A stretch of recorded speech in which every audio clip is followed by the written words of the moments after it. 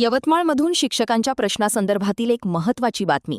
खासगी माध्यमिक शाळांतील शिक्षक आणि शिक्षकेतर कर्मचाऱ्यांचे भविष्य निर्वाह निधी म्हणजेच पीएफ हिशोब तब्बल 15 वर्षांपासून प्रलंबित असल्याच्या निषेधार्थ विदर्भ माध्यमिक शिक्षक संघाने बेमुदत ठिय्या आंदोलन सुरू केले आहे.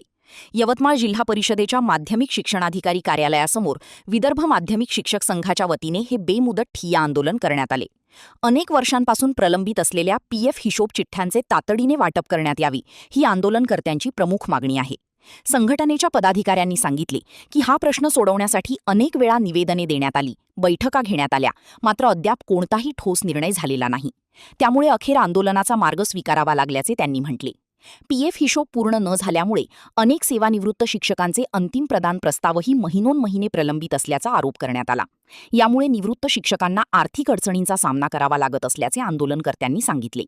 या आंदोलनात विदर्भ माध्यमिक शिक्षक संघाचे पदाधिकारी, शिक्षक आणि शिक्षकेतर कर्मचारी मोठ्या संख्येने सहभागी झाले.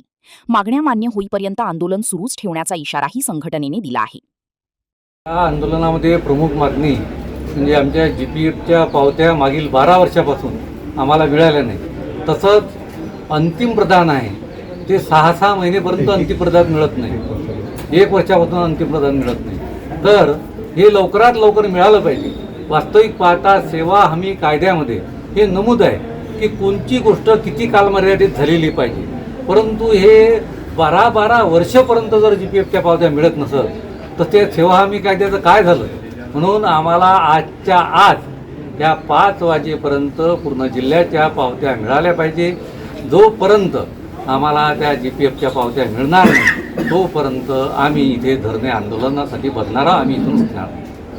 15 वर्षांपासून प्रलंबित असलेला पीएफचा प्रश्न नेमका कधी मार्गी लागणार आणि आंदोलनकर्त्यांच्या मागण्यांवर प्रशासन काय निर्णय घेणार, याकडे आता शिक्षक आणि शिक्षकेतर कर्मचाऱ्यांचे लक्ष लागले आहे.